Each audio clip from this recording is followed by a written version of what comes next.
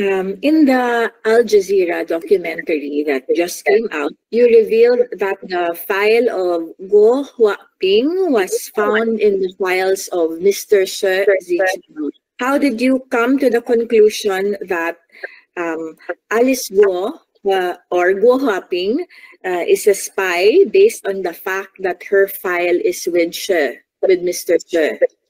其实佘志阳先生保管的解密档案的内容非常多，而且我也只是在他授权下解密了一部分内容而已。郭华平并不是什么特殊的，只是正好有一份他的国安背景的资料在里面。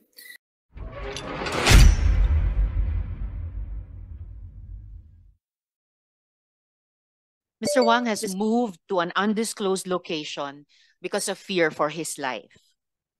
We have managed to record a Zoom interview with him, which we will show in a few minutes. Kamakailan lang ay sumabog ang balita na may nahuli na namang Chinese spy sa Germany. Iba pa ito sa nahuli sa Australia. Getting to the bottom of this issue is of utmost importance to our country. Is she a foreign agent? Are there other foreign agents here? The evidence is shaping up, though far from conclusive. But ignoring these questions that strike at the heart of our national security would be the height of folly. Ito po ang malinaw pa sa sikat ng araw. Ang POGOs ay gumamit ng LGU officials at law enforcement. May indications na ginamit rin sila ng foreign interests at pugad ng mga sindikato. May I now ask my colleagues, acknowledging the presence here of the Senate President Pro Tempore, Senator Jinggoy. Thank you for attending, sir. And the Senate Majority Leader, Senator Francis. Thank you for attending, sir. May I ask my colleagues if they have opening statements, and then the committee secretary can recognize the resource persons and administer the oath to those here for the first time.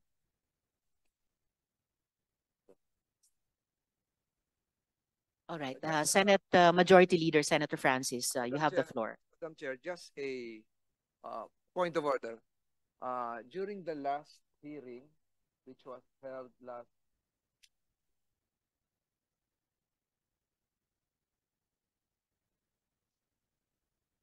September 24, Madam Chair, before we suspended the hearing and the records would show, we had an executive session. And the executive session was attended by Ms. Alice Goo, as well as other members of this committee, Madam Chair. Unfortunately, the executive session was not consummated, not completed because of lack of material time, Madam Chair. So we agreed, the committee agreed, and in the presence of Ms. Alice Goo, as well as the lawyer in attendance then, I understand that there was a lady lawyer then, we agreed to continue with the executive hearing session upon the resumption of this committee's hearing today. Madam Chair, I raise a point of order because under our rules, when there is a suspension of a session or hearing, it amounts to an unfinished business.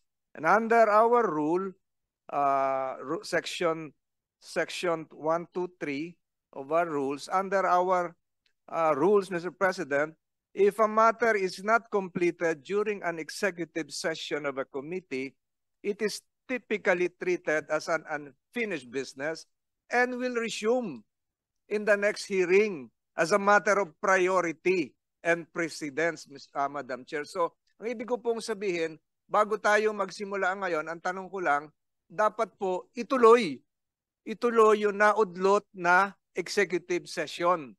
Kasi po, that would be translated as an unfinished business. So an unfinished business generally refers to a matter that were not concluded before the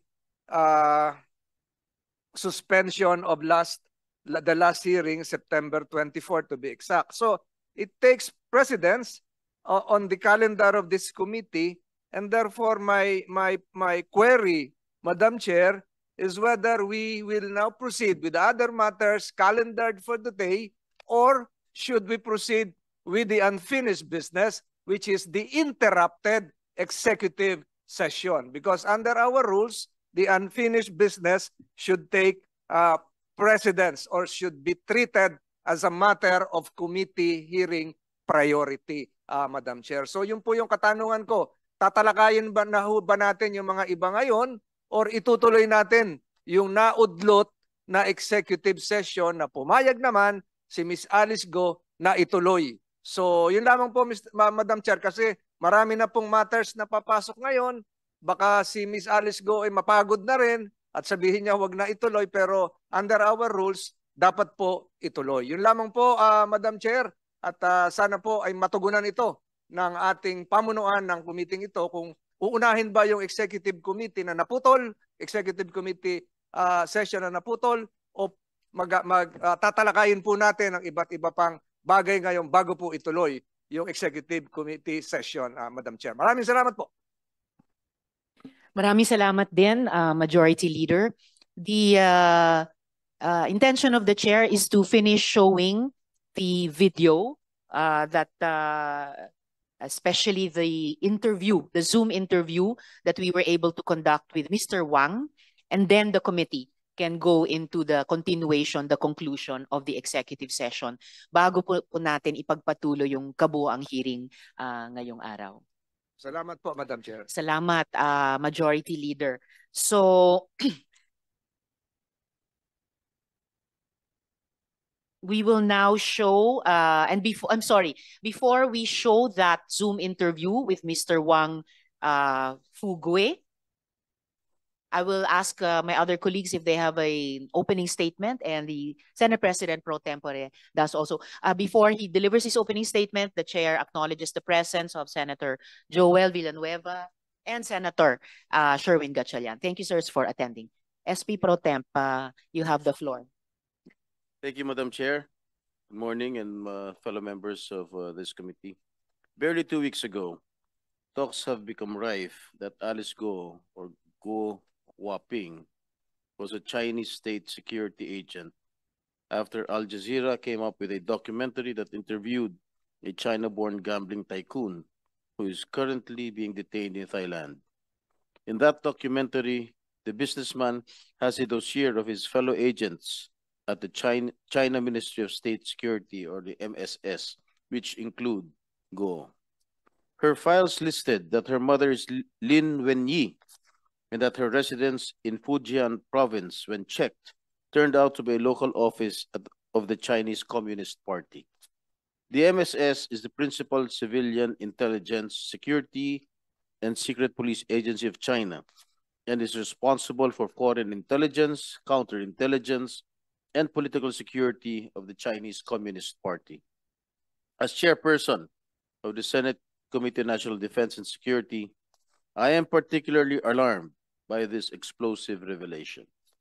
Could this be a confirmation of what we have suspected all along, that our country now has a Chinese sleeper agents in our midst? Or could this revelation be just a ploy or another propaganda? This is a serious national security concern.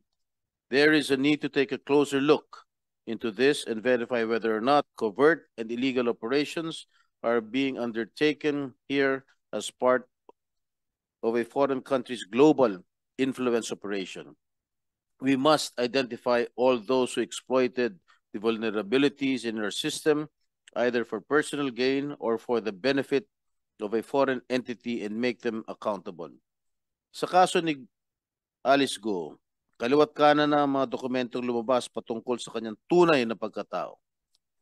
Pero ang taong ito na dinidiin na siya ay Pilipino ay walang maipakitang ebidensya para patotohanan nito. Puro hindi ko na maalala. I invoke my right against self-incrimination, at denial pa rin ang narinig natin. But one thing is certain, Defending against malicious foreign interference should be a top priority. Whether Go Huaping leads a double life is up to the defense intelligence agencies to pursue, and the Senate must be updated on any development. And I think it is also high time to pursue amendments to the 83-year-old Commonwealth Act number 616 or the espionage law. This representation has already filed Senate Bill number 2368 and discussions to expand the coverage to include cyber espionage and provide stiffer penalties are in order. As the Senate hearings come to a close, let us remind everyone that our investigations are not all for naught. This investigation has exposed the weakness in our system, and the hardest part of it is that foreign nationals, especially Chinese nationals, are caught abusing our system. Amid the refusal of witnesses to truthfully answer our queries, this committee has been successful in connecting the dots to paint a larger picture of the extent of illegal activities involving POGOs, possibly in cahoots with public officials. And this committee deserves all the praise for being instrumental in the cases filed against several individuals. Congratulations, Madam Chair. At sa usaping ito, muling napatunayan na walang lihim na hindi nabubunyag. Kahit gaano ka pa kagaling magsinungaling at magpanggap, lalabas at lalabas din ang katotohanan. Maraming salamat po, Madam Chair. Maraming salamat din po, SP Pro Tempore. Any other opening statements before I show the Wang Fu Gui video and then we go into executive session? Madam Chair. Yes, Senator Joel, you Yeah. have the floor. Thank you very much, Madam Chair. First of all, good morning to everyone, especially to our dear colleagues here in the Senate. Let me, on the onset, commend our chairperson for leading this committee and this committee itself for unearthing a lot of very important information and initiatives to introduce in aid of legislation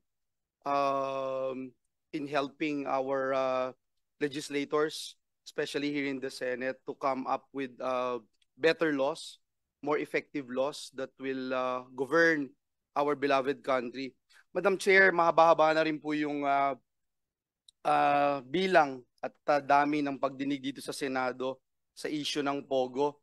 I again still remember that time when I first called for in the Committee on Labor, Madam Chair, yung biggest human trafficking scandal doon sa Clark Air Base that led to the arrest and pagkakakulong ng dalawang commissioner ng Bureau of Immigration. Marami na hoong nalantad dito sa committee na ito, dito sa Senado. Masasabi, Madam Chair, na nalantad yung pong pambabalahura ng mga kriminal sa ating mga batas at maging sa ating bayan. Sunod-sunod na po yung mga kaso ng human trafficking, even killings, prostitution, torture, death bondage, forced labor, illegal detention, kidnapping, illegal drugs, etc. etc. Yung mga nadiskubre po dito sa mga POGO. At nagpapasalamat po tayo dahil ang ating Pangulo nung nakaraang SONA, tinuldukan po niya itong POGO. Legal man o illegal. Pero hindi pa rin po natatapos yung problemang dala ng POGO na mas malala pa nga po ngayon. At tila baga hanggang ngayon kumikilo sila para impluwensyahan ang ating pamahalaan, ang ating gobyerno, maging ang mga elective officials ng pamahalaan. Mismong mga niluluklok pa nga po, Madam Chair, ng taong bayan sa pwesto ang nangunguna sa panloloko at pagpapalaganap ng krimen sa ating bayan. Nakakalungkot po na dumarami ang mga POGO-infested LGUs. POGO politics represents a new form of corruption where candidates for the 2025 elections could be sponsored by POGOs. Kaya maganda po na ang taong bayan, pinakikinggan tayo, sinusubaybayan dahil alam nila yung evils of POGO politics. Madam Chair, nakakasalukasok po ang isang kagaya ni Guo Huaping na napatunayang hindi tunay na Pilipino na nagpa-file ng Certificate of Candidacy para tumakbo bilang alkalde. This would be a mockery of our laws, especially considering that the office of the ombudsman itself already determined that she is perpetually disqualified from holding any government position. Hindi po tayo papayag, lalo ang Senado, at tinatawag natin ang atensyon ng COMELEC na agaran ng ibasura ang Certificate of Candidacy ng mga kagaya ni Gua Guaping. Nakakalungkot din po, nakita ko si Mayor Kalugay, napapirma ho natin dun sa waiver, pero yung pinirmahan niyo pong waiver, napaka-general. Lahat po ng blanco doon, wala ho kayong nilagay na kahit na ano. Napakasimple ho, 2 pahina noong waiver. Kaya parang for a show lang yung waiver. Kaya mamaya ho, we will pound on this. Kung totoo na gusto nyo na tapat at ipakita sa taong bayan na wala po kayong tinatago.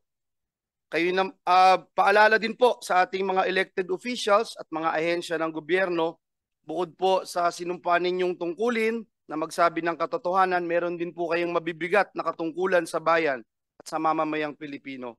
Muli po, Madam Chair, sa nalalapit na pagtatapos ng mga pagdinig ng komite na ito, umaasa po tayo na hindi lang mapaparusahan ang mga kriminal, ang mga sangkot sa napakasalimuot na aktibidad ng mga illegal na pogo, ay kung hindi man magkaroon na rin po ito ng maging dahilan din po ito ng paglilinis sa ating sistema para masigurong hindi na po tayo muling maloloko at mababastos sa sarili nating bayan. At higit sa lahat, maiwasan po at mapigilan natin na magkaroon ng mga pogo-sponsored elected officials. Maraming salamat, Madam Chair and distinguished colleagues. Maraming salamat din po, Senator Joel. Any other opening statement?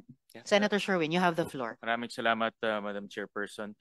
Madam Chairperson, after many times of speculation, yung Al Jazeera documentary, yung kauna-unahang documentary na nakita ko na merong detalye tungkol sa spying activities sa ating bansa. At nakita natin na ang POGO hindi lang ginagamit sa criminal activities, no, for human trafficking, for money laundering, torture. Ito na rin ang naging gateway sa mga ibang bansa para gumawa ng spying activities, surveillance activities sa ating sariling lugar. At ang nakakatakot dito ay na-penetrate ang ating political system.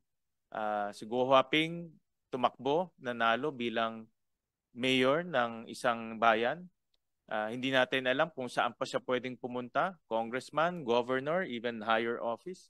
At ganitong asset at ganitong access ng ibang bansa ay nakaka-penetrate na, nakakapasok na sa sarili nating political system. Talagang obvious na napakalaki ang mga gaps o butas ng ating sistema na dapat nating takpan. Isa na dito ay yung late registration birth certificate na naging daan para sa maraming kriminal maging peking Pilipino at gumawa ng krimen sa sarili nating bansa.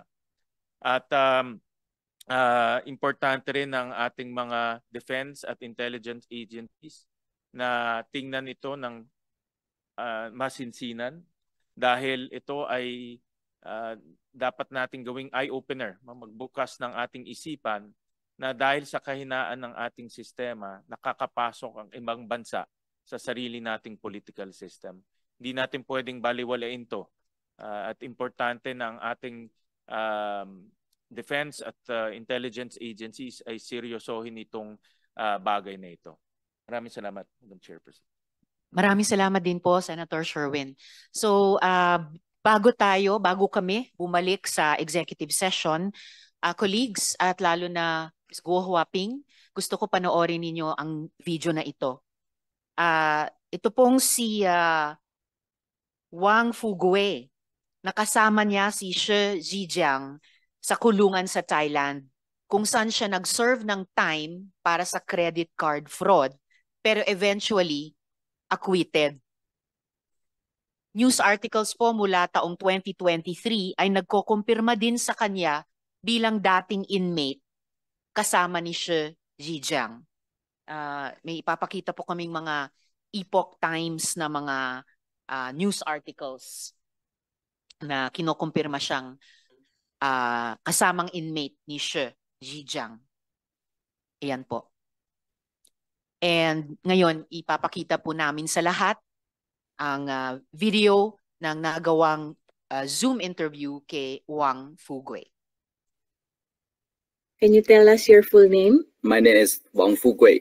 Do you consent that this video will be shown in the Senate hearing? For better feedback, you can answer in Chinese. Yes, we will fully support the hearings in the Philippines. Mr. Wang, what is your association with Shi Zhejiang, and how long have you known him? 我是他的狱友，我们是相互信任的朋友，因为我们在监狱里面生活1年半的时间，在我出狱后，受他的委托处理一些他解密档案的一些事务。How did you come to access his files? 应该准确的说，是他给了我部分解密档案的权限。 我也只是这些文件中的一个保管者，但每一个文件需要打开的话，都是要由佘志江先生本人的解密口令才能打开。In the Al Jazeera documentary that just came out, you revealed that the file of Guo Huaping was found in the files of Mr. Shi Zhejiang. How did you come to the conclusion that Alice Guo or Guo Huaping is a spy based on the fact that her file is with Mr. Shi? 其实佘志江先生保管的解密档案的内容非常多，而且我也只是在他授权下解密了一部分内容而已。郭华平并不是什么特殊的，只是正好有一份他的国安背景的资料在里面。他的情况和佘志江先生有很多相似的点。 我也只能说到这里了，因为我不是佘志江先生本人。按照我和佘志江先生的约定，我只能透露这么多了，抱歉。When and how, if you know only that Guo Huaping was recruited to become a spy, would you know the circumstances of her recruitment and why she was specifically recruited? 这个情况，佘志江先生在监狱中就跟我说了一些。首先，所有的 国安招募的外勤特务都会有非常详细的背景资料调查，也有专门的黑客小组和同乡会、商会负责海外的资料收集，包括背景资料里面会掌握一些人的秘密和弱点，这也是国安在海外控制外勤的主要方法。比如郭华平的假菲律宾身份，就是这样的秘密和弱点，他只能听从国安的话。佘志江先生的经历 也是有相似的特点。As a spy, what was Guo Huaping's assignment? Do you know what information she passed to the Chinese government and what kind of a spy was she? 这些问题的话，需要直接询问佘志江先生本人，因为他是最主要的知情人。中共国安在招募海外特遣人员的时候，虽然包含专门收集情报的 间谍人员，但是也有很多为了中国政府谋取政治和经济利益的，比如有些国家的官员和商人。Who else in her family and associates are involved in the spying operations? And if you know the answer, in what ways are they involved? 这个内容的话，我目前没有权限回答你们了，因为太复杂，涉及的面非常广泛。 我只能告诉你们，中国政府的胃口非常大，手也伸得非常远。Can you try to explain to us how the casino, online gambling, maybe scamming businesses are related to the spying or espionage operations? 这些当然有关联的，这和中国政府旺盛的情报需求有很大的关系。还有一个就是这些和“一带一路”是绝对有关联的。 而“一带一路”也是面向全世界庞大的统战和情报战略计划的一部分，包括对外的殖民策略。Why do you think that She is telling the truth? 我是当然相信的。如果你们看了这些文件，你们也会相信。To your knowledge, are there other Chinese spies in the Philippines? 每个国家的都有，而且并不完全是华人。我只能回答这些了。In the Al Jazeera interview, She talked about a handler who was the go-between between Guo Huaping and She. Who is this handler? Is he also working for Yatai, or is he connected to the government? Is he the handler of Guo Huaping? So all things that you can say about him. 这个人叫马东立，他是中共的党员。他是佘志亮先生的国安联络人，是红二代的身份，当然他也有一个美国的身份，还有他是泰国华人协会的副会长。他在佘志亮先生被非法诱捕之前，是亚太排名第3的高层。他很有可能是郭华平的上线。佘志亮先生和郭华平之间的联系就是通过马东立。我也只能回答这些问题了，谢谢。To your knowledge, was Guo Huaping planted here as a spy, like when she was a child, or did she first become very successful, then became a mayor, before she was tapped to work for the Chinese government? 郭华平的竞选本身就是中共国安安排的。After the Al Jazeera interview, Mr. Wang, you had to move to an undisclosed location. Can you tell us why that was necessary? 这个是有必要的，因为不能小看中国国安的海外执行能力。我也希望听证会的议员们注意安全。Have you tried to contact Mr. She after the Al Jazeera documentary? Were you able to get in touch with him? 佘志亮先生目前因为揭露郭华平女士涉及的间谍事件，据悉已遭到了中国政府的严密打压。由于此事件非常的敏感，泰国监狱方面对佘志亮先生实行的严格的监控，已经限制了他与外界的联系。To the best of your knowledge, would She be willing to speak to Philippine authorities, Philippine government, if access to him was granted? 据我所了解，佘志亮本人对菲律宾的感情是非常深厚的，因为的话，他曾经说过菲律宾给了他改变穷苦身份的机会，所以他很感恩于菲律宾。他本人也说过，他一生从未做过伤害菲律宾人民的行为，而且他在菲律宾所有的商业都是符合菲律宾法律的。So finally, before we move back into executive session, Can you tell us your full name? I wish to express that we really need to talk to She Zhejiang and the DFA. Hopefully, should make it happen. Of course, mga kaibigan, we know that Wang and She perhaps have their own agenda and interests, and we are in no way exculpating them from any crimes that may have been committed. The committee also makes of record that it does not necessarily endorse the comments on the illegality of the arrest of Mr. She or its motivations, geopolitical or otherwise. Ngunit, kung mayroon silang sinasabi na posibleng may implikasyon sa ating national security, it is our responsibility to listen and to investigate further dahil the stakes are far too high. Ginawa po namin ang aming homework and we validated some of the verifiable claims in both the Al Jazeera video and Mr. Wang Fugue's statement. Halimbawa, we looked into the travel records of She Zhejiang and kumpirmado ko po na he has deep ties to the Philippines at labas-masok po talaga siya ng Pilipinas bago siya nakulong. And we also have the travel records of the mentioned Mr. Ma Dongli. So at this point, ito po yung binabanggit ko pong travel records ni na Wang Fugue at Ma Dongli. So pinapakita po travel records ni Shi Jijiang at Ma Dongli. So pinapakita po iba't ibang klaseng mga visa mula sa SEZA at iba pa over a long period of time labas-masok sa Pilipinas. Before we go into back into executive session, the chair recognizes the presence of Senator De La Rosa. Meron po bang opening statement bago tayo bumalik sa executive session? Thank you, Madam Chair. You have the floor. I just would like to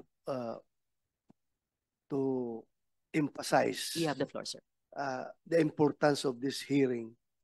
Siguro in the previous hearings that we had conducted, hindi pa masyado na-appreciate ng Filipino people yung importance nitong hearing na ito. Marami nagsasabi na grandstanding lang yan ng mga senador. Gusto lang kubiran yung mga problema ng Pilipinas ngayon. Kaya dyan sila nakapokus kay Alice Go. Pero lately, Madam Chair,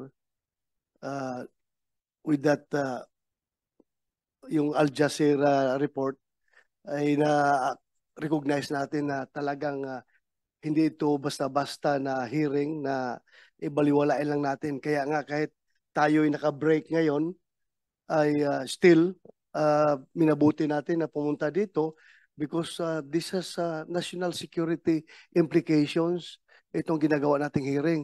Kaya Madam Chair, before we go to executive session, I hope that Alice Go will bear it out sa ating because kung sabihin niya lahat sa atin somehow it will help him, it will help her a lot kung sabihin niya lahat sa atin at huwag na tayo lukuhin dahil mas matanda tayo sa kanya, batang-bata pa siya.